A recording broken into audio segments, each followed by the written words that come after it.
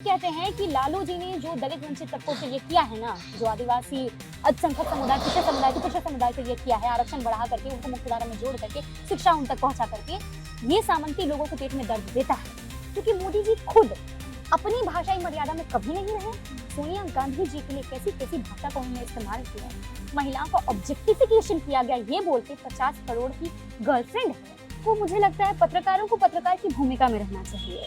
वो line cross हो चुकी है, वो लाइन गायब हो चुकी है। बोला जाता है कि हेमा मालिनी के गाल को लेकर के उन्होंने कहा, फिर वही बात, कभी लालू जी ने बोला ही नहीं।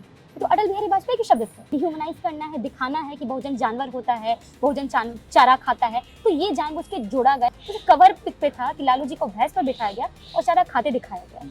और सोचिए कि आप कितना ह्यूमिलिएट किया गया उस नेता को, लेकिन कभी भी आप उनका गलत बोली, गलत भाषा नहीं सुनिएगा किसी भी राजनेता के प्रति। नमस्कार, मैं दीपक सिंह स्वरूची। 90 का वो दौर याद होगा जब अक्षय कुमार, सनी देओल, सुनील शेट्टी जैसे तमाम कलाकार दर्शकों की पहली पसंद होते थे। और उस दौर में जब प्रचार रिक्शा निकलता था तो उस पर आवाज़ आती थी कि मार धाड़ एक्शन से भरपूर फिल्म। तो हमारे साथ जो आज मेहमान हैं, प्रियंका भारती, आरजेडी प्रवक्ता, उसके अलावा पीएचडी स्कॉलर स्टूडेंट हैं। मार धाड़ वाली फिल्में आप देखती थी? बिल्कुल पसंद नहीं है मुझे। नहीं देखती मैं नहीं देखती। ये मैंने इसलिए पूछा कि मैं जब भी ट्विटर पे आपको देखता हूँ तो किसी ने, चाहे वो आलोक हो, चाहे वो पूना वाला हो, किसी न किसी को आप धमकाते हुए मिल जाती हैं। उसके लिए अक्षय कुमार को या देवगन टाइप के लोगों को मुझे लगता है देखने की जरूरत नहीं है। अगर अपने नायक और नायिकाओं को ही आपने पढ़ा है, भीतर हिम्मत रहती है। उसके लिए जो एक्ट प्लान किया हुआ फिल्म होता है, उससे सीखने की क्या जरूरत है। अपने नायक नायिकाओं के आप स्ट्रगल को ही देख लीजिएगा, हिम्मत का स्रोत तो वही है।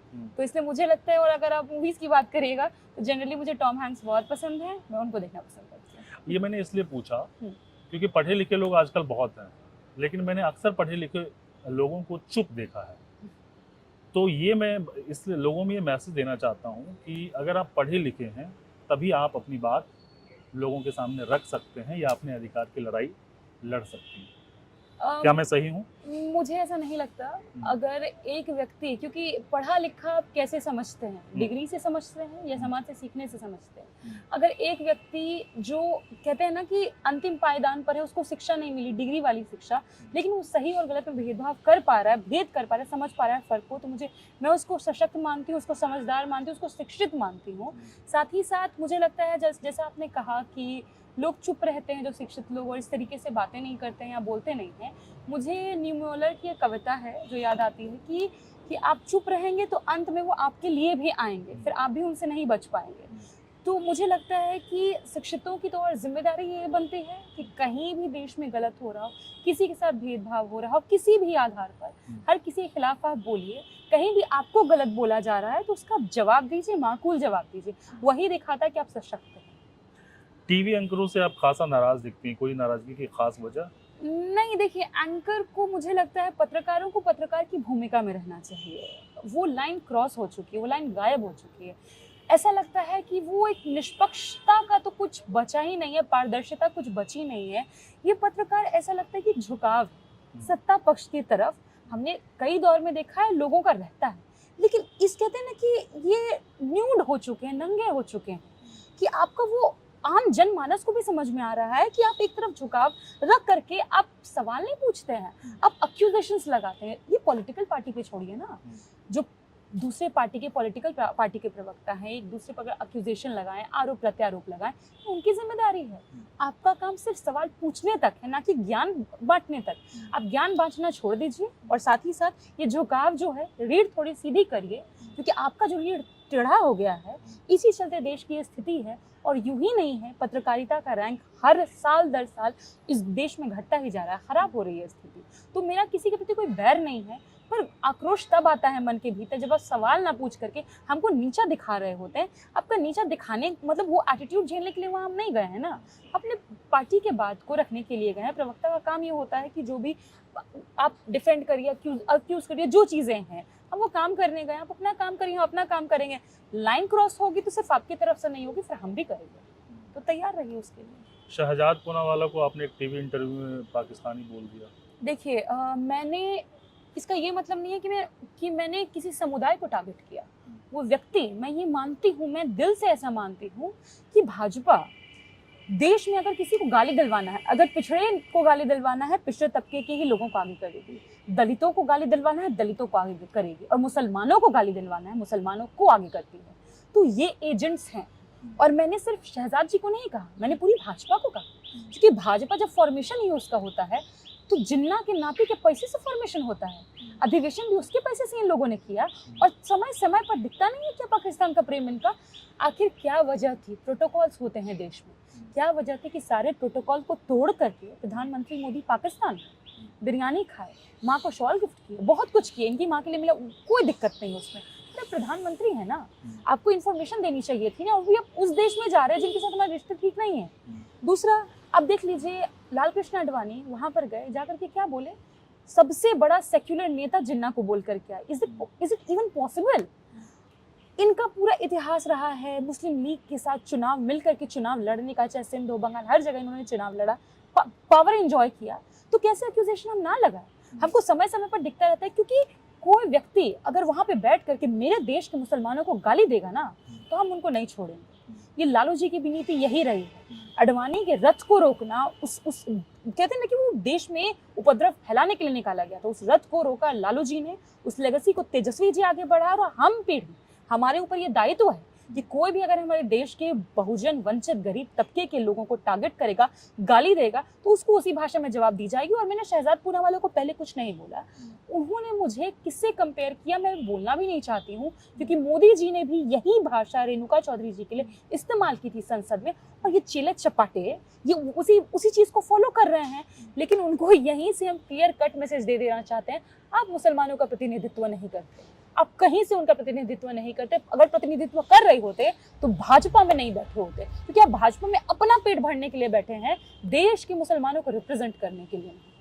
क्या आरजेडी सिर्फ यादव और मुसलमानों का प्रतिनिधित्व करती है? देखिए, अगर ऐसा होता तो CSDS, पोस्ट पोल सर्वे, ये सारे आंकड़े तो इसको उलट बताते हैं। अब 2020 का ही मैं आपको दिखाती हूँ। चुनाव को आप एनालाइज कीजिए, वोट प्रतिशत एनालाइज कीजिए, दलितों का, पिछड़ों का, इनफैक्ट जिन तबकों को दिखाया जाता है, बताया जाता है ये कि लालू जी आपके खिलाफ हैं, उनका भी सबका वोट हमारी तरफ शिफ्ट हुआ, चाहे युवा हो, महिलाएं हो। ये तो दिखाता है ना कि फैक्ट्स पे बात करना चाहिए लोगों को। फैक्ट ये दिखा रहा है वोट हमारी तरफ आ रहा है। और इतना ही नहीं, लालू जी भी जब थे, आप उनके आसपास के लोगों को एनालाइज कीजिए ना, कौन लोग थे? जगदानंद सिंह जी थे, रघुवंश जी थे, कौन लोग, मतलब ऐसे। और हमेशा एक आदर सम्मान वाला भाव बना रहता था सभी लोगों के बीच में, क्योंकि ये लोहिया से निकले हुए लोग थे।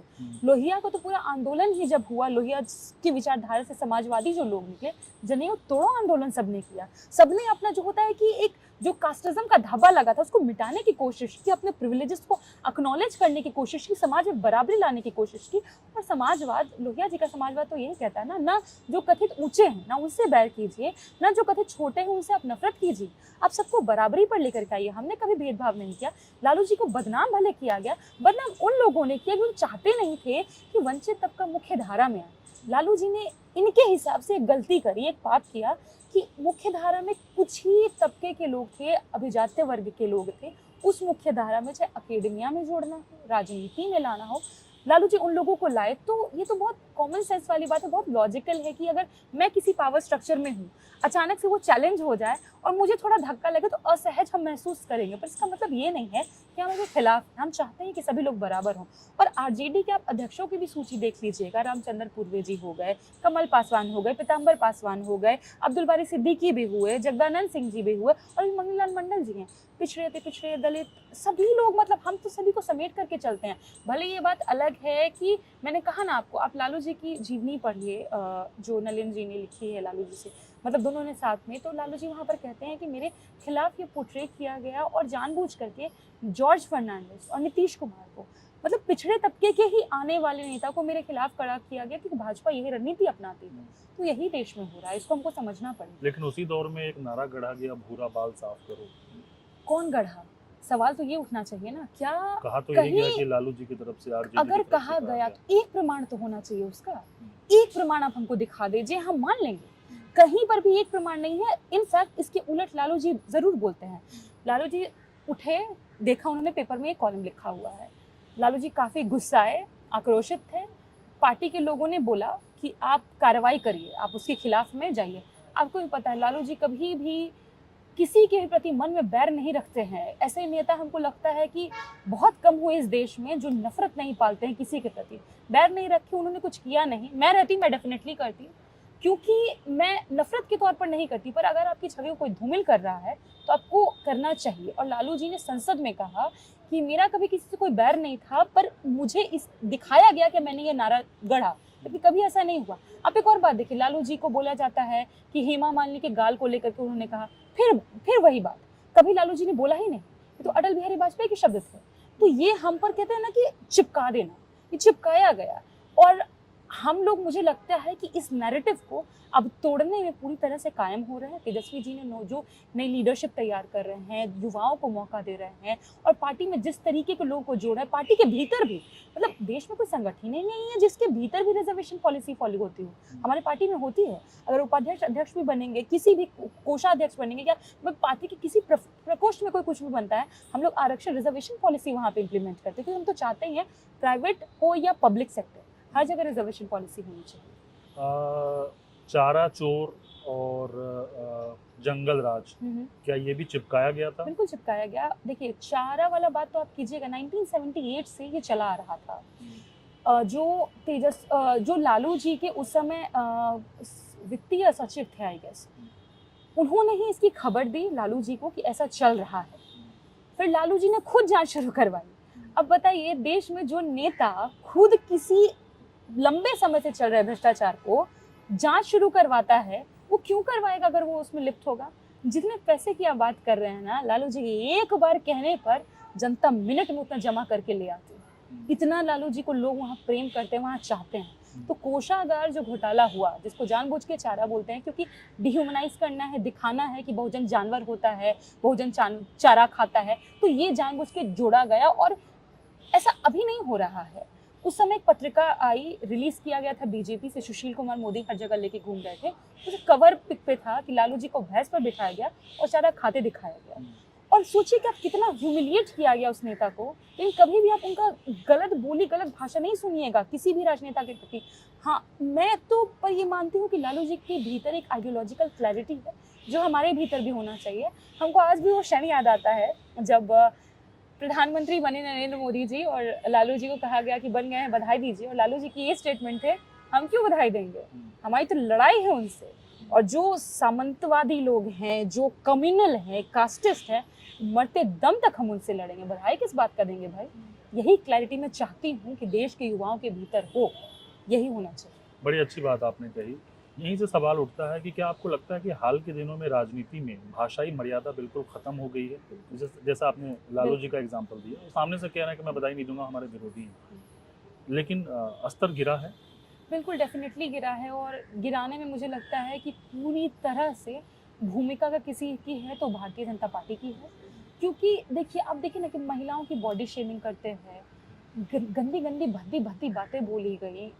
बसपा से आने वाले सांसद को 1 मिनट में 11 बार गाली दी गई, विधोड़ी ने संसद में दिया, बाहर तो छोड़ ही दीजिए, संसद में किस तरीके से, मतलब बुरा लगता है देख करके। क्योंकि हमने एक राजनीति का वो भी दौर देखा। अब देख लीजिए, लोहिया जी बोलने आते थे सदन में, सुना करते थे लोग। लालू जी विपक्ष में होते थे, फिर भी बोलते थे, तो सोमनाथ चैटर्जी मुस्कुराया करते थे भले, और सोमनाथ चैटर्जी वहाँ पे बैठे होते थे और कितना खूबसूरत लगता था। ये बोल रहे हैं अडवाणी जी, अटल बिहारी वाजपेयी जी हंस रहे होते थे, ममता जी विपक्ष होती थी, हंस रही होती थी, तो बड़ा एक खूबसूरत माहौल लगता था कि पक्ष विपक्ष डिबेट का, डिसेंट का माहौल है। पर आजकल मुझे लगता है कि ऐसे लोग राजनीति में आ गए हैं जो मोदी जी को फॉलो करते हैं, क्योंकि वो चाहते हैं कि वो मोदी जी उनको बहुत प्रेज करें, क्योंकि मोदी जी खुद अपनी भाषाई मर्यादा में कभी नहीं रहे। सोनिया गांधी जी के लिए कैसी कैसी भाषा को उन्होंने इस्तेमाल किया, महिलाओं का ऑब्जेक्टिफिकेशन किया गया ये बोल के 50 करोड़ की गर्लफ्रेंड है। ये भाषा क्या एक प्रधानमंत्री जी की हो सकती है? ऐसी भाषा, दीदी ओ दीदी, ऐसा नहीं लगता कि चौक चौराहे पर बैठा हुआ कोई व्यक्ति इस तरह की भद्दी ओछी टिप्पणियां करता है, वैसा लगता है। तो अगर प्रधानमंत्री ही भाषा का स्तर ऐसा गिराएंगे, जा करके भले हमारे नीतीश जी से कितनी भी असहमति हो, बिहार में जा करके नीतीश जी के डीएनए को गाली दिए, तो अगर प्रधानमंत्री ऐसा करेंगे तो उनके चेले जो हैं वो तो उसी राह पर निकल पड़ेंगे। उनको लगेगा कि अच्छा यही प्रधानमंत्री बनने का एक तरीका है।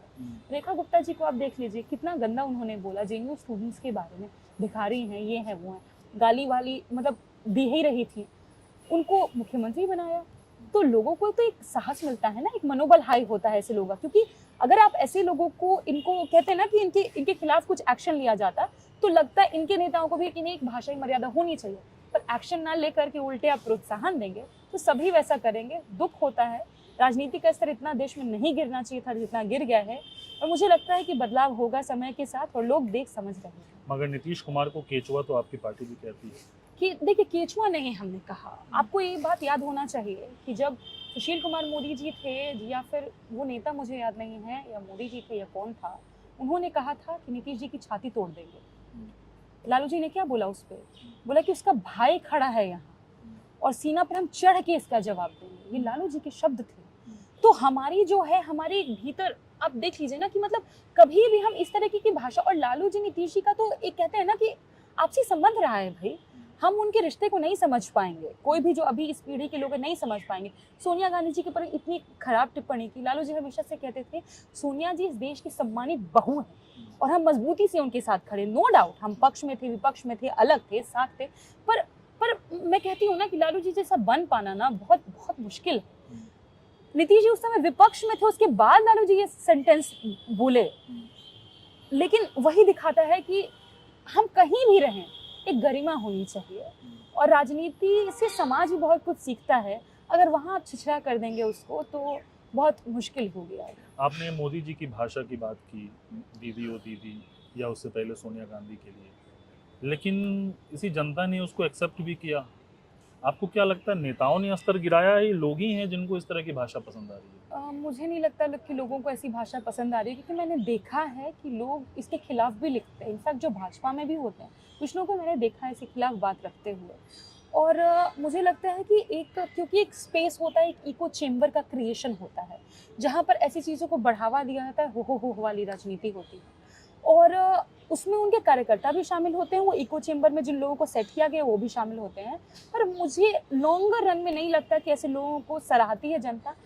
एग्जाम्पल देखिए स्मृति ईरानी जी का, कितनी गंदे तरीके से उन्होंने सोनिया जी को लेकर के सदन में ऐसी भाषा का इस्तेमाल किया, जनता ने उनको नकारा, और फिर इससे सीरियल की ओर वो गई हैं।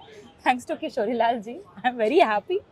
Females like her should never be in politics, she is fit to acting, she should continue doing it.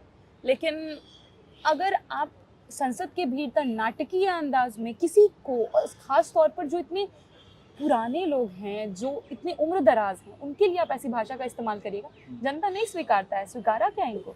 Modi ji का आप खुद देखिए कि बहुत गिरावट आई है उनकी लोकप्रियता में। कहा जाता था कि बहुत लोकप्रिय प्रधानमंत्री हैं, अभी कहीं भी किसी रैली में जा रहे हैं, कल ही बिहार गए थे, बिहार में महिलाओं को ये कह के लाया गया कि आपको लुगा मिलेगा, मतलब साड़ी मिलेगा, पैसा मिलेगा, चलिए। इसलिए महिलाएं वहां गई और अंत में गाली दे रही हैं कि हमको बासी मुंह लाया गया, कुछ खिलाया भी नहीं और हमको पकड़ करके ले आया।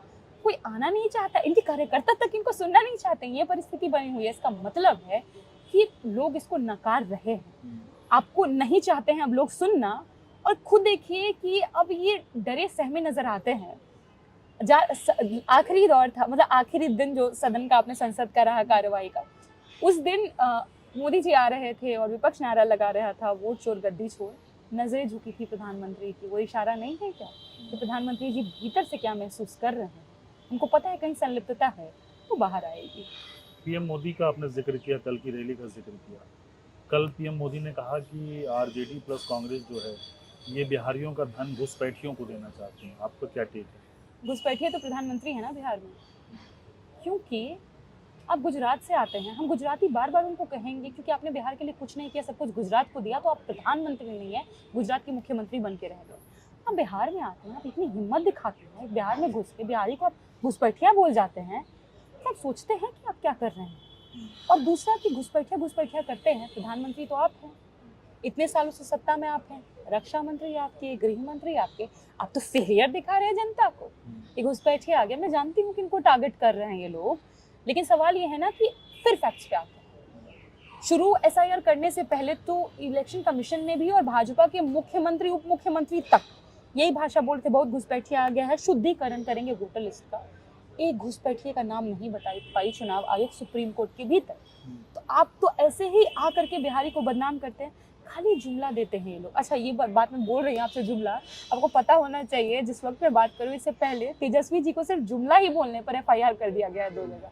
क्या अभिव्यक्ति बची है इस देश में? और मुझे लगता है कि FIR की संख्या बढ़ती जाएगी, क्योंकि मोदी जी का डर भी बढ़ रहा है। तो जैसे से डर का ग्राफ बढ़ेगा, FIR की संख्या बढ़ेगी। 2 चीजें आपकी बातों से निकल के आता। एक, आपने कहा कि तेजस्वी जी पर 2 FIR दर्ज हुई। हाँ, इस तरह के जुमले अमित शाह ने खुद भी एक इंटरव्यू में कहा था कि ये जुमला था। हाँ। तो क्या आप ये आरोप लगा रहे हैं कि पार्टी के नाम पर जो है भेदभाव किया जाता है? दूसरा सवाल, उन्होंने ये भी कहा कि 130वां जो संशोधन लेके आए हैं उसमें यही कोशिश है कि इस तरह के लोग जो सजा याफ्ता हैं या फिर आरोपी हैं किसी चीज़ में, हम उनको नहीं चाहते हैं कि वो चाहे वो PM ही क्यों ना हो, उनको हटाया जाए। क्या आपको डर है कि आप जैसी पार्टियां जो हैं उनको साइडलाइन करने की कोशिश है? हम जैसी पार्टियां क्या होता है? मतलब विपक्ष, RJD, कांग्रेस। देखिए, जिस पर सबसे बड़ा बात ये होता है ना कि टारगेट किसको करते हैं। मोस्टली इनका टारगेट आदिवासी, दलित, वंचित तबके के ही आने वाले नेता होते हैं। एक क्रोनोलॉजी थी, आप समझिए इसको। SIR पहले लाया गया इसलिए ताकि दलित, गरीब जो भी हैं, जो अपना कहते हैं ना फॉर्म तक नहीं भर सकते, उन लोगों को आप चाहे कि आप निकाल दें वोटर लिस्ट से। विपक्ष मजबूत हो करके सड़क, संसद, 300 सांसद सड़क पर थे, सुप्रीम कोर्ट, हर जगह लड़ा। अब इनको समझ में आ गया कि नाम तो हम नहीं काट पाएंगे, तो फिर उन्होंने क्या स्ट्रैटेजी अपनाई? चलो 30 दिन वाला कॉन्सेप्ट लाते हैं और नेताओं को फंसा करके चुन के भी भेज दिया तो नेता को खत्म कर देंगे। 30 दिन के कॉन्सेप्ट में क्या है, जनता को समझना चाहिए, सिर्फ गिरफ्तारी नहीं, डिटेंशन। किसी को डिटेन करके भी आप 30 दिन रख लीजिएगा। डिटेन तो अरे भाई हम लोग प्रोटेस्ट करते हैं, प्रोटेस्ट करने पे 2-3 दिन डिटेन कर लेता है, और डिटेन भी कर लेंगे, उसके बाद भी 30 दिन में खत्म कर दिया जाएगा। और मर्यादा की बात करते हैं, मोरालिटी की बात करते हैं, तो प्रधानमंत्री मोदी, मुझे अशोक लवासा जी याद आ रहे हैं, उन्होंने अपनी रिपोर्ट में सबमिट किया कि प्रधानमंत्री मोदी ने चुनाव के दौरान उसको मर्यादा को तोड़ा, ऐसे भाषणों का इस्तेमाल किया जो नहीं होना चाहिए था, जैसे कि हेट स्पीचेस, जिसके लिए मोदी जी बहुत जाने जाते हैं, योगी जी जाने जाते हैं, अमित शाह जी जाने जाते हैं। That's also serious offence, specially during elections. क्या आप जेल गए? अगर आपको कानून लाना है मोरालिटी के, तो मोरालिटी का भार लेते हुए प्रधानमंत्री को सबसे पहले इस्तीफा देना चाहिए। आप दे दीजिए देश हित में, मोरालिटी के नाम पर ही। अमित शाह जी तो खुद 3 महीने जेल में थे, तो आपको तो गृह मंत्री ही नहीं बनना चाहिए था। इनफैक्ट वही विभाग आपने उठा लिया। योगी जी 20,000 मामले साफ करवा लिए अपने लोगों के, अपना सारा जितना FIR हुआ सब कुछ खत्म हो गया इनका। और अमित शाह जी को भी क्लीन चिट कब मिली? अब उसको अब टाइम बहुत इंपॉर्टेंट होता है। अब देखिए 2014 में मई जून में इनकी सरकार बनती है, 2014 के दिसंबर में इनको सारे मामले से बरी कर दिया जाता है। कोई लिंक नहीं दिख रहा है क्या?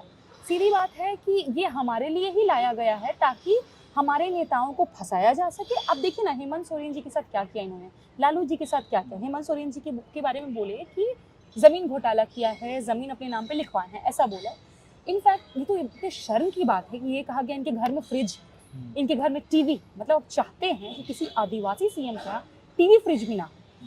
हाईकोर्ट ने उनको जमानत दी। हाईकोर्ट ने ये कहा कि इनके नाम पर कहीं पर भी राजस्व विभाग में जमीन में इनका नाम नहीं आ रहा है। तो इस जो इनको कहते हैं ना कि बेल मिली, इसके खिलाफ सुप्रीम कोर्ट चले गए ED। सुप्रीम कोर्ट ने अब सुनिए कि जस्टिस गवई ने क्या कहा। उन्होंने कहा कि हमारा मुंह मत खुलवाइए। आप चाहते हैं कि हम इस पे एक और बार चर्चा करें, हम एक और बार चर्चा करेंगे तो आप मुश्किल में आ जाएंगे। इसका मतलब क्या है? ED को यूं ही नहीं, सुप्रीम कोर्ट के 3 लोगों की बेंच जो थी, उन्होंने इसको क्रिटिसाइज किया। ये कहा don't act like a crook, मतलब कि आप बदमाश की जैसे काम मत कीजिए।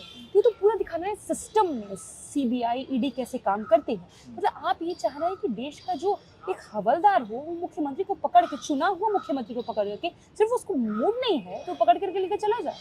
कौन नहीं जानता है कि व्यवस्था कैसे काम करती है, अभी वो कैसे काम किया करती थी। लालू जी के समय में ही आपको याद होगा, पुलिस को देख करके जनता भाग जाया करती थी डर से। तो ये वो डर वापस लाना चाहते हैं कि नेताओं के भीतर भी डर हो, खासतौर पर जो दलित बैकवर्ड नेता है। हम भूलेंगे क्या?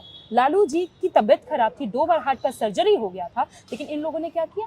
एम्स तक लाने नहीं दिए उनको, हवाई जहाज से ट्रेन पर डाला गया उनको। ये तो रवैया अपनाते हैं आप हम लोग के साथ में। तो ये सारी भूलने वाली बात ही नहीं है। हम एक और बार कहना चाहेंगे, इनको हड्डी पर गुदवा करके रखे हैं, तो मृत्यु होगी तभी ये बातें जाएंगी, तब तक तो भूलेंगे नहीं हम। SIR को लेकर जो आपका विरोध है, वोट चोर गति छोड़ जैसे जो नारे आप गढ़ रही हैं, ये सिर्फ पॉलिटिकल फ़ायदा लेने के लिए है? क्योंकि लोगों को इससे क्या फ़ायदा होगा? अगर किसी एक व्यक्ति का भी लोकतंत्र में वोट देने का अधिकार ही छिन गया, तो उसे तो राशन, पानी, हर तरह के अधिकार उससे छिन जाएंगे। दूसरी बात, आप मुझे ये बताइए, let's be very clear about it. देश में पहली बार चुनाव 1951 में हुआ। उस समय में जो व्यक्ति 21 साल का मान लीजिए होगा, उसने वोट दिया। अभी तो वो बुजुर्ग होगा, 95 के अराउंड में अगर होगा, वो बूढ़ा है। उस समय में उसको जन्म प्रमाण पत्र नहीं मिला, इसीलिए मैं पूर्व में लेकर के जा रही हूँ। जन्म प्रमाण पत्र नहीं मिला, हो सकता है मैट्रिक सर्टिफिकेट मैट्रिक नहीं किया हो, तो आप उसको निकाल देंगे देश से? वो वोटर नहीं है क्या?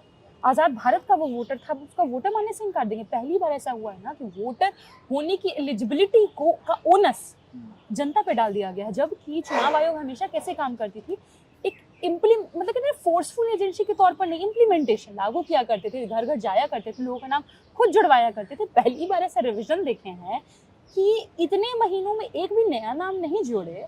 मतलब आप ये कहना चाह रहे हैं कि पिछले 6 महीने में एक भी आपको नया व्यक्ति नहीं मिला जो 18 साल का हुआ होगा, वोटर हुआ होगा। 65 लाख नाम आपने काट दिए। और इनका पूरा रवैया ही ऐसा है, कैसे जनता को मतलब ना हो, जनता हंस रही है इन पे। अच्छा ही होता कि ये प्रेस कॉन्फ्रेंस नहीं करते। प्रेस कॉन्फ्रेंस में बोलते हैं कि जब इनसे सीसीटीवी फुटेज मांगा गया, वहाँ क्या बोल दिए? बोले माँ बहन बेटी का कोई वीडियो दिखा सकता है क्या? अरे महिलाएं क्या करने गई थी वहाँ पे? वोट देने गई है ना। इसमें आपको दिक्कत क्या है? 30 जून का मैं इनका बताती हूँ, कोर्ट में इन्होंने क्या बोला। 30 जून को बोले कि अगर हम सीसीटीवी फुटेज दे देंगे तो हो सकता है कि कौन किसको वोट दे रहा है इसको देख करके हरास किया जाएगा। फिर कहते हैं कि 3600 साल लग जाएंगे वीडियो देखने में।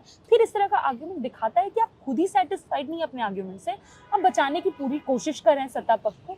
और चुनाव आयोग को निष्पक्ष होना चाहिए। और इसीलिए बार बार कल खुद इनके वकील जो द्विवेदी जी क्या बोले कोर्ट में कि सुप्रीम कोर्ट को हम पर भरोसा रिपोज करना चाहिए, विच मीन्स कि आप मान रहे हैं कि भरोसा खत्म हुआ है और खत्म होने के जिम्मेदार आप हैं।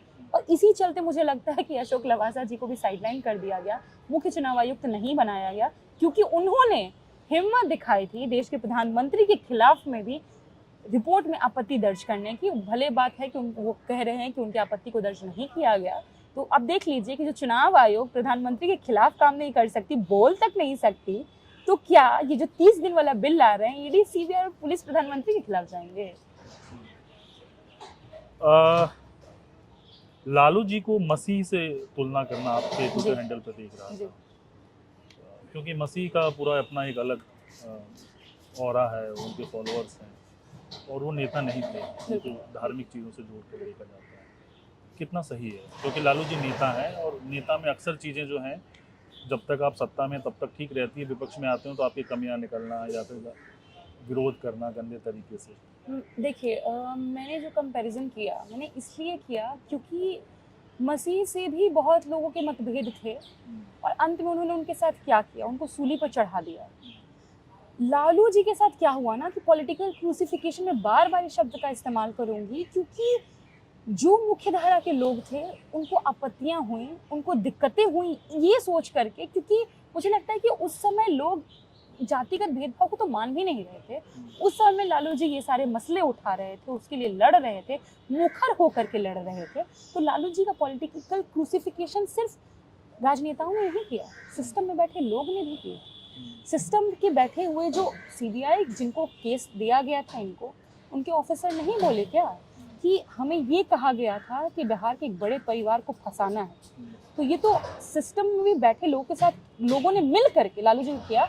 आप एक बुक है डेवलपमेंट अगेंस्ट डेमोक्रेसी पढ़िए, वहाँ पर खास तौर पे दिखाया जाता है कि किस तरीके से लालू जी चाहते थे कि कहते हैं ना कि एक लैंड रिफॉर्म हो, ये सारी चीज़ें हों, सबको समान अधिकार मिले, लेकिन जो सिस्टम में बैठे लोग थे वो इसके खिलाफ थे। क्योंकि सिस्टम में बैठे हुए लोग कौन थे? वहाँ में मुख्य धारा के ही लोग थे ना, जो मान लीजिए आईएएस बने हुए हैं, आईपीएस बने हुए हैं, डिस्ट्रिक्ट मजिस्ट्रेट बने हुए, तो कैसे उस व्यक्ति को स्वीकार भी कर पाते? तो ये हालात पैदा किए गए। और लालू जी के साथ एक बार नहीं, आप सोच लीजिए ना कि सिर्फ लालू जी को नहीं, उनके परिवार को भी ये दंड झेलना पड़ा। नई बहू आई थी, अरे भाई ठीक है, आप पिता को परेशान किया, आप तेजस्वी जी को परेशान कर रहे हैं, बेटी को परेशान कर रहे हैं, उनकी पत्नी को परेशान कर रहे हैं, बहू को, और बहू छोड़िए उनको, जिसमें प्रेग्नेंट है वो महिला, 8वां महीना चल रहा था। आपको पता है कि लगातार 12 घंटे 13 घंटे मतलब महिलाएं नहीं बैठ सकती हैं एक पोजीशन में, उनको बैठा करके रखा गया, उनसे सवाल जवाब किए गए। मतलब जो पीढ़ी आने वाली है वो बेटी कोख में है, तब ये लोग उनको इतना परेशान कर रहे थे। तो आपने तो 3 पीढ़ी तक को नहीं छोड़ा भाई, जो कोख में बच्ची है उसको नहीं छोड़ा, तो हम ना कहीं क्रूसिफिकेशन आपने किया। हम यही कहते हैं कि लालू जी ने जो दलित वंचित तबकों के लिए किया है ना, जो आदिवासी अल्पसंख्यक समुदाय, पिछड़े समुदाय के लिए किया है, आरक्षण बढ़ा करके उनको मुख्यधारा में जोड़ करके शिक्षा उन तक पहुंचा करके, ये सामंती लोगों के पेट में दर्द देता है।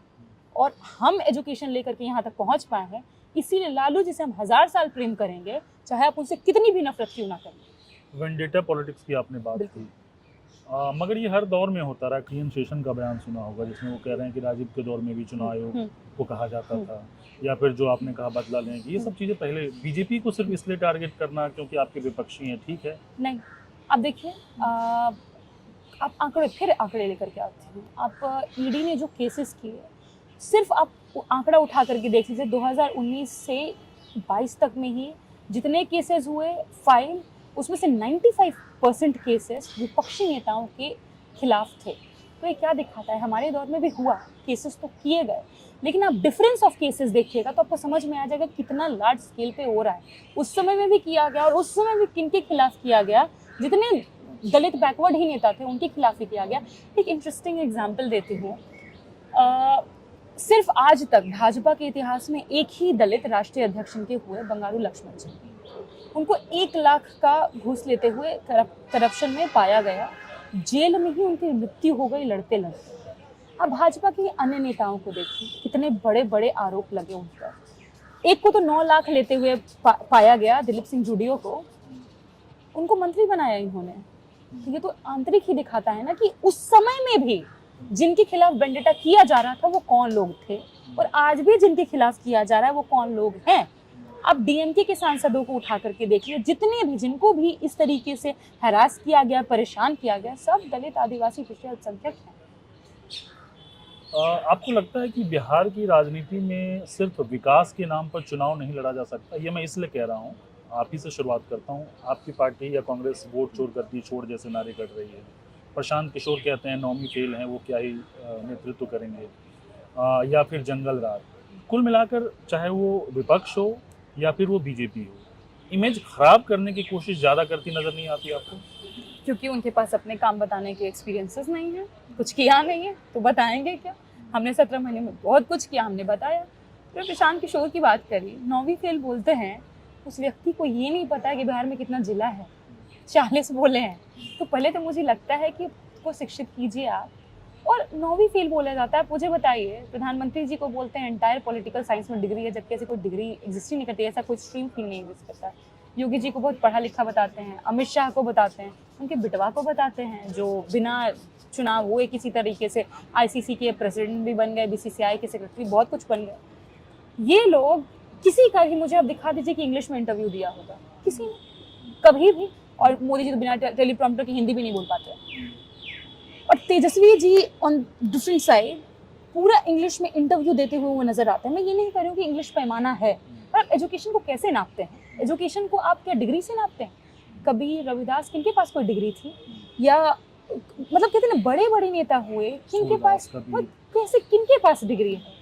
और अगर जनता के बीच कोई व्यक्ति है, जनता में उनका एक्सेप्टेंस है, जनता उनको प्रेम कर रही है, उनको चाह रही है, उनके नाम ले रही है, इसका मतलब जनता उनको चाहती है। और ऐसे ही नहीं, आप देख लीजिए कि तेजस्वी जी के नेतृत्व में, क्योंकि लालू जिस समय उतना एक्टिव नहीं थे 2020 के चुनाव में, एक हेलीकॉप्टर से तेजस्वी जी हर जगह घूम रहे थे, उनके पीछे 20-20 हेलीकॉप्टर लगा दिया गया था। कितने बड़े बड़े केंद्रीय मंत्री, खुद प्रधानमंत्री घूम रहे थे पीछे पीछे। क्या हुआ? सबसे बड़ी पार्टी बन के हम उभरे, ये दिखाता है। और दूसरा कि शिक्षा आपके संस्कारों में झलकती है। जो व्यक्ति, प्रशांत किशोर जी, नीतीश जी के लिए इतनी गंदी भाषा का इस्तेमाल करते, फिर हम कहेंगे बहुत मतभेद हैं हमारे नीतीश जी में, कभी भी तेजस्वी जी ने ऐसी गंदी भाषा का इस्तेमाल नहीं किया जो ये व्यक्ति करते हैं। ये सामंती एटीट्यूड है, और मुझे लगता है इसीलिए मैं जब भी उनका चेहरा देखती हूँ ना, मुझे सामंतवाद टपकता हुआ नजर आता है उनके चेहरे से। उनकी भाषा की शैली आप देखिए, बोलते कैसे हैं, या फिर दलित बैकवर्ड्स को टारगेट कैसे करते हैं। आरक्षण पर जिनका स्टेक है, वो तो खासतौर पर जनता को देखना चाहिए। बहुत कुछ पाइएगा आप कि ये इनके जैसे लोग राजनीति में सिर्फ यही आते हैं बोल करके कि विकास क्या होता है। विकास क्या विकास ये नहीं होता है कि जो तबका कभी बोल नहीं पाया वो बोलना शुरू करता है? क्या विकास ये नहीं होता है कि जो तबका स्कूल नहीं जा पाया वो स्कूल जाना शुरू करता है, उसको स्कॉलरशिप्स मिलने शुरू होते हैं? विकास होता है सिर्फ पुल पुलियां नहीं।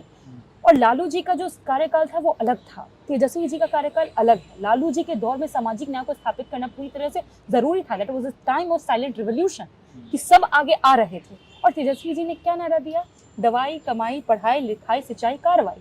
किसानों की बात की, युवा, जब हम शिक्षा की बात करते हैं, पढ़ाई लिखाई की, तो युवाओं की बात हुई, नौकरी की बात हुई। तेजस्वी जी को नौकरी मैन जाना जा रहा है। क्या नौकरी विकास नहीं है? क्या पकौड़ा तलना देश में विकास है? लेकिन उसी दौर में जब आप नौकरी का जिक्र कर रहे हैं, आनंद मोहन और राजवल्लभ यादव की रिहाई भी हुई थी, और आपकी फेवरेट है मायावती, उन्होंने भी कहा था कि ये ठीक नहीं है। हाँ, अब हम बताते हैं। तेजस्वी जी का भी अब बाद में इस पर टेक सुन लीजिएगा, आपको साफ समझ में आ जाएगा। ये पूरा रिहाई प्लान किया गया था। नीतीश जी के भीतर गृह विभाग था, पूरा रूल ही चेंज करवा दिए। रूल चेंज करवा के उनको बाहर निकाला गया, उनके बेटे स्विच किए। हमने ये सोचा कि हो सकता है कि पिता गलती करता है, पिता इस तरीके का है, जातिवादी रहा है, या इस तरीके से मर्डर्स और इन सारी चीज़ों में लिप्त रहा है, लेकिन इसकी सज़ा बेटे को तो नहीं दी जा सकती। भरोसा किया था हमने, गलत था हमारा भरोसा, साबित कर दिए उनके बेटे, पार्टी छोड़ी। और अगर राजवल्लभ जी की आप बात कर रहे हैं, उनकी पत्नी छोड़ करके जा रही हैं, it's very good for us. पर मुझे अब ये भी देखना है, क्योंकि ये कचड़े हैं, कचड़ा आपका जितना खाली हो जाए, पार्टी की शुद्धता उतनी बेहतर होती है। और ये सारे कचड़े, जितने भी आरजेडी के कचड़े थे, कांग्रेस के कचड़े हैं, जेडीयू के कचड़े हैं, सारे के सारे भाजपा में जा रहे हैं। तो it's very good that Bhajpa is becoming a dustbin. और जितना वो अपना कचड़ा बढ़ाएंगे, वो हमारे लिए उतना बेहतर। SIR के मुद्दे पर फिर से आते हैं।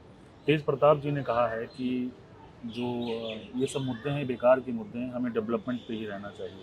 देखिए, तेज प्रताप जी अब हमारी पार्टी का हिस्सा नहीं, आपको पता है। He is independent and he is independent to say whatever he wants, वो कह सकते हैं। और सिर्फ तेज प्रताप जी क्यों, भाजपा भी तो कह रही है कि ये मुद्दा इम्पोर्टेंट नहीं है। जेडीयू वाले बोले इतना इम्पोर्टेंट नहीं है। फिर एंड में क्या हुआ? जिन 65 लाख मतदाताओं के नाम काटे गए, कोर्ट ने कहा ना आपको दिखाना पड़ेगा, आपको नागरिक को बताना पड़ेगा आपने उसका नाम क्यों काटा। अब सोचिए, हजारों किलोमीटर की जर्नी करके 2 व्यक्ति वहां पहुंचे सुप्रीम कोर्ट में। सुप्रीम कोर्ट में कहा गया चुनाव आयोग के द्वारा कि ड्रामा मत करिए, जब योगेंद्र यादव जी ने 2 व्यक्तियों को खड़ा किया। पर सुप्रीम कोर्ट ने क्या कहा? हमें गर्व है कि हमारे भारत के नागरिक यहाँ मौजूद हैं। अब बताइए, अगर हम ये मसला नहीं उठाते या इस पर नहीं लड़ते, क्या उन जो 2 व्यक्ति हैं, उनके जैसे हजारों जिनका नाम काट दिया गया, उनको मृत बता दिया गया, क्या उनके साथ सही होता? हमने वो लड़ाई लड़ी है जिससे हमारा अस्तित्व जुड़ा है, हमारे लोगों का अस्तित्व जुड़ा है। अगर वोटर लिस्ट पे नाम नहीं होगा, मतलब आप नागरिक ही नहीं है, क्योंकि एक नागरिक की पहचान होती है, एक देश की सिटीजन की पहचान, कि आप वहाँ के सरकार को चुन पाएं, आप कोई राजनीति में आ पाएं, आप चुनाव लड़ पाएं, और उसी के थ्रू ही आपकी तो पहचान, आइडेंटिटी की जाती है ना। और साथ ही साथ नौकरी, रोजगार, शिक्षा और जितने भी संसाधन है आपको मुहैया होते हैं। नाम ही कट जाएगा तो कैसे काम चलेगा? इसीलिए मुझे लगता है कि जो वोट अधिकार यात्रा है, दैट वाज वेरी नेसेसरी। और जो बिहार में हो रहा है, तेजस्वी जी को आप देख लीजिए, मतलब लोगों के भीतर इतना प्रेम है और एक सिंक्रोनाइजेशन दिख रहा है। तेजस्वी जी गाड़ी चला रहे हैं, राहुल जी खड़े हैं, ड्राइविंग सीट पर हैं। उसका मतलब है कि बिहार को आगे लेके जाने वाला अगर कोई ध्रुव तारा है जो दिखाएगा देश को सही दिशा, बिहार को सही दिशा, तो वो तेजस्वी यादव है। SIR को लेकर कोर्ट ने ये भी कहा है कि जो विपक्षी दल है जो कह रहे हैं वो वोटर्स की मदद करें, और आधार कार्ड को उन्होंने कहा है कि जीत है वैध हमारी। माना जाएगा। हाँ, तो आप लोग मुद्दा तो उठा रहे हैं, मदद कैसे करेंगे? उसके लिए कुछ प्लानिंग किया है? देखिए, हमने जो भी हमारे BLAs थे, वो जब भी जा रहे हैं आपत्ति दर्ज कराने, उनकी आपत्ति नहीं दर्ज की जा रही है। दूसरा, जिला अध्यक्ष जा रहे हैं कंप्लेन करने के लिए, तो जिला अध्यक्ष को एज अ पार्टी का रिप्रेजेंटेटिव नहीं, एक इंडिविजुअल के तौर पे देखा जा रहा है। इसीलिए आप देखिएगा तो जब कंप्लेंट्स की बात आती है, आपत्ति की बात आती है, पार्टी की तरफ से नील दिखाया जा रहा है। तो मुझे लगता है कि BLAs तभी मजबूती से काम कर पाएंगे अगर BLOs भी उनके साथ हो, ECI उनके साथ हो। अगर आप हमारे खिलाफ ही काम करिएगा, जिला अध्यक्ष जा रहा है कंप्लेन करने, आप उनको मार के भगा रहे हैं, आप कह रहे हैं भागो नहीं तो FIR कर देंगे, सहरसा के जिला अध्यक्ष के साथ हुआ, तो सामंजस्य बिठा के नहीं चलिएगा तो कैसे काम चलेगा? इसलिए हम बार बार चुनाव आयोग से रिक्वेस्ट कर रहे हैं कि आप एक तरफ झुक के काम नहीं कीजिए। देश के नागरिक के प्रति आपका एक अपना कर्तव्य है उसको निभाइए, हमारे साथ मिलकर काम कीजिए। पहले तो आपने नहीं किया क्योंकि छुप करके आपने हमसे एक बार बात तक नहीं की, छुप के आप ये ले आए SIR, जबकि कंप्लीट समरी रिवीजन जनवरी में ही हुआ था। और बहुत सारे ऐसे आंकड़े जो दिखाते हैं कि आप बहुत बहुत गड़बड़ियाँ आप कर रहे हैं। और एक और एटीट्यूड जो है, मतलब एक एक्सप्लेनेटरी एटीट्यूड नहीं है कि खुद को एक्सप्लेन करें। डिफेंस से ज़्यादा तो अटैकिव मोड में है। कभी भी ऐसा नहीं हुआ कि चुनाव आयोग अटैक करता था। आप एक इंस्टीट्यूशनल बॉडी हैं, आपको शांति से सुनना चाहिए, उस पर काम करना चाहिए। पूछा गया उनसे सवाल, मैं सुन रही थी, पत्रकार पूछा उन पर, एक पत्रकार ने, कि बंगाल में भी आप SIR कब करवाएंगे।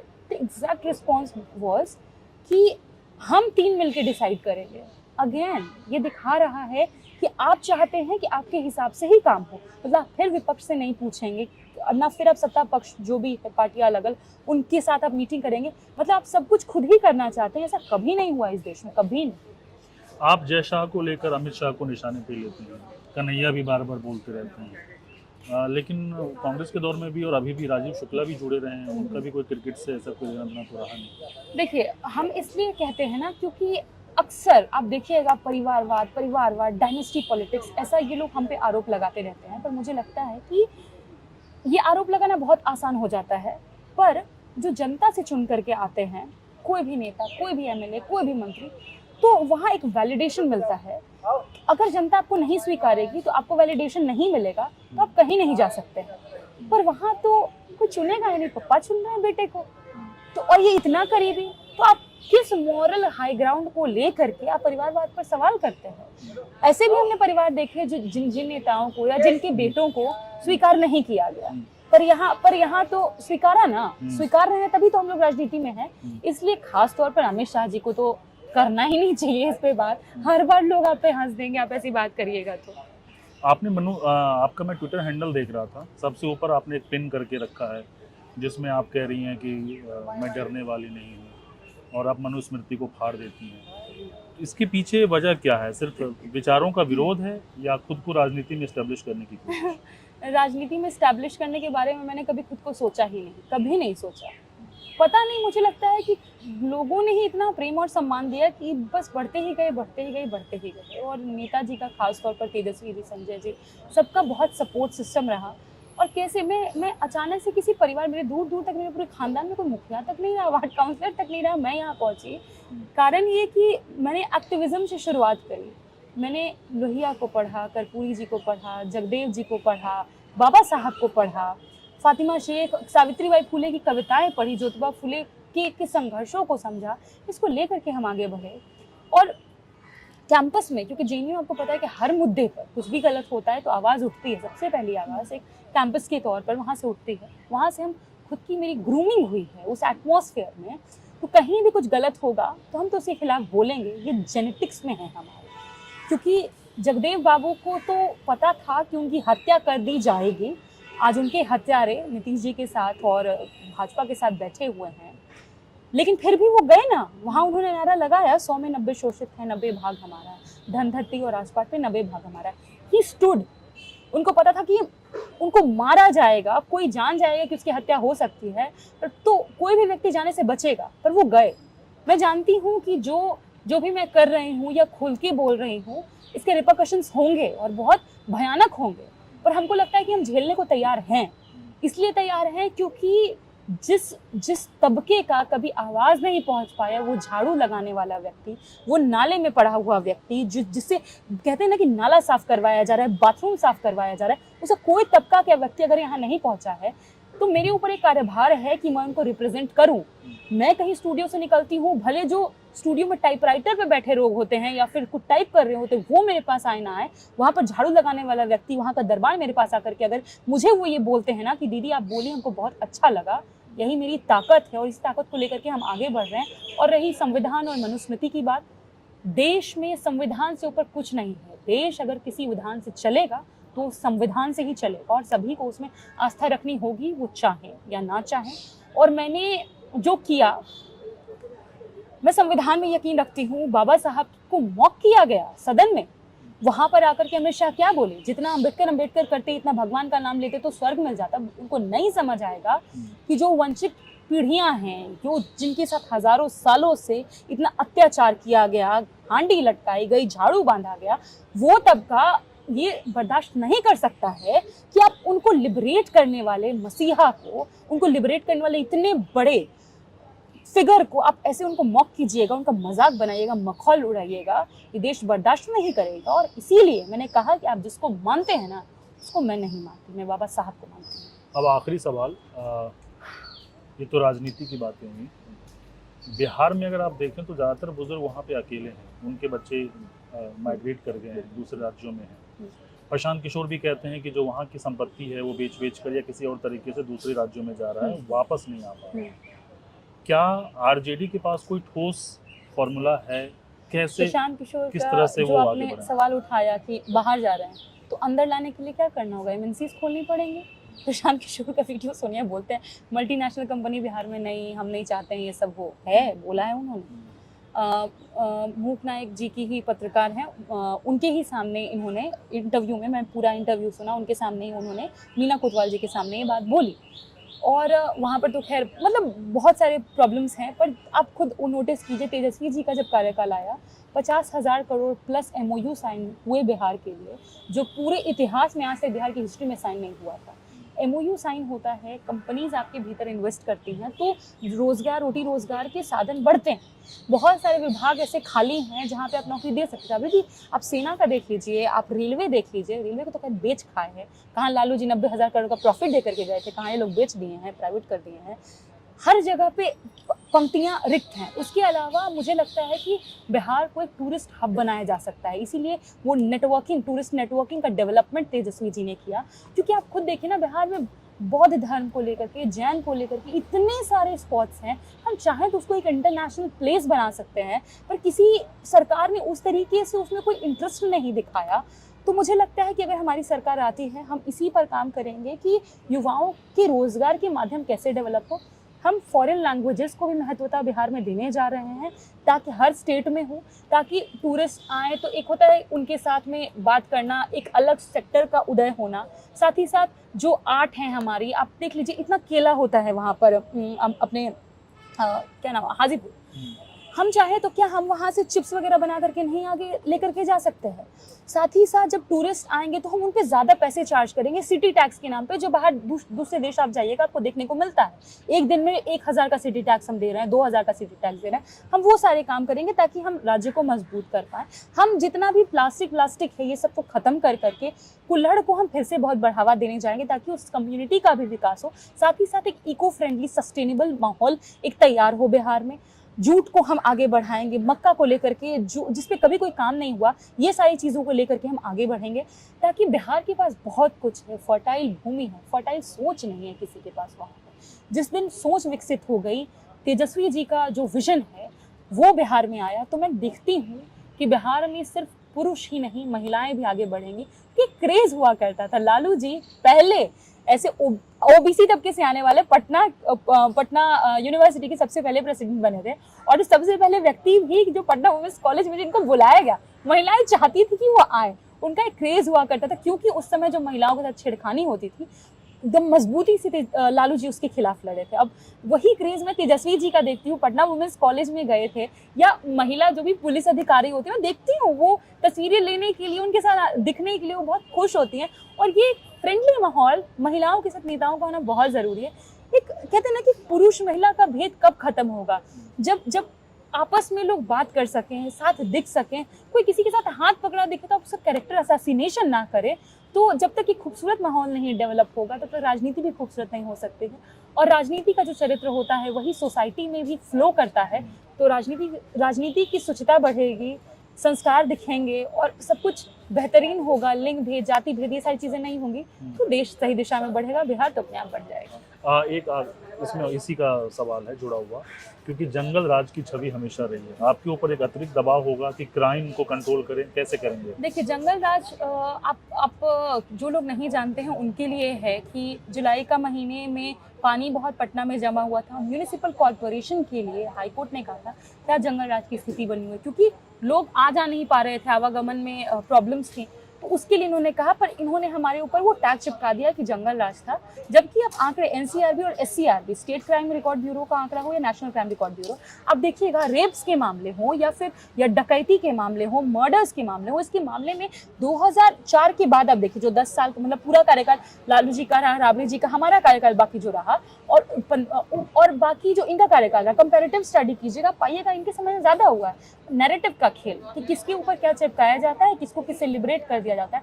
हमने तो मुजफ्फरपुर बालिका गृहकांड भी देखा, हमने सृजन घोटाला भी देखा, पर किसी को बचा लिया जाता है और किसी को बदनाम किया जाता है। यही तो है इनकी गंदी राजनीति जिसके खिलाफ हम लोग हैं। चलिए, हमसे जुड़ी बातचीत किया और इसके लिए बहुत शुक्रिया। आखिर में आप अपने दर्शकों से, चूंकि मेरा नया वेंचर है, तो प्लीज़ आप अपील कर दीजिए कि न्यूज़ मुनी को सब्सक्राइब कर लें, लाइक भी करें। बिल्कुल, इस चैनल को सब्सक्राइब कीजिए, लाइक कीजिए, बहुत अच्छा काम कर रहे हैं और कड़े सवाल पूछ रहे हैं जिसकी मैं पक्षधर हूँ। तो क्योंकि अगर सब लोग यही पूछेगा कि टॉनिक कौन सा लेते हैं और कैसे इतना आम कैसे खाते हैं, तो पत्रकारिता गटर में चली जाएगी। ऐसे पत्रकारों को सपोर्ट कीजिए, समर्थन कीजिए, आगे बढ़ाइए, तभी देश में पत्रकारिता जिंदा रहेगी। शुक्रिया। जय हिंद, जय बिरसा, जय थैंक यू सो माता। मच।